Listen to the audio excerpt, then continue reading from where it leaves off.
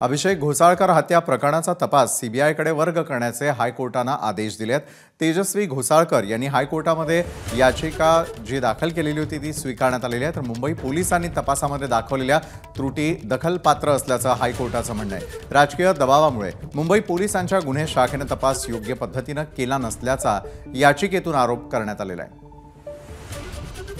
अमेय राणे आपले प्रतिनिधी या संदर्भात अधिक माहिती देत आहेत। अमेय, हायकोर्टाचं आता नेमकं काय म्हणणं आहे?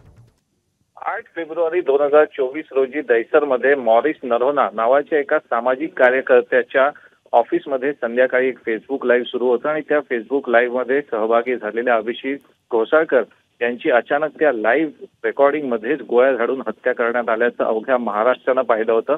संपूर्ण राज्य या घटनेला हादरून घेतलं होतं, कारण की शिवसेना ठाकरे गटाचे ज्येष्ठ नेते विनोद घोसाळकर यांचे ते चिरंजीव आहेत आणि राजकीय व्यक्तिमत्व असल्यानं अशा प्रकारे हत्या होणं हे निश्चित खळबळजनक होतं। या प्रकरणाचा तपास जेव्हा पोलिसांनी गुन्हे शाखेकडे वर्ग केला तेव्हा तो तपास योग्य रीतीनं होत नाहीये, कारण की आरोपींचे सीडीआर, घटनेचं सीसीटीव्ही फुटेज या संदर्भात अनेक सवाल घोसाळकर कुटुंबियांकडून उपस्थित करत हायकोर्टात याचिका दाखल करण्यात आली की हा तपास मुंबई पोलिसांकडे देऊ नये, कारण की त्यांच्यावर राजकीय दबाव आहे। राजकीय दबावामुळे पोलीस हे योग्य दिशेनं तपास करत नाहीयेत, त्यामुळे या घटनेचा तपास एसआयटी किंवा सीबीआयकडे वर्ग करावा अशी मागणी घोसाळकर कुटुंबियांनी केली होती।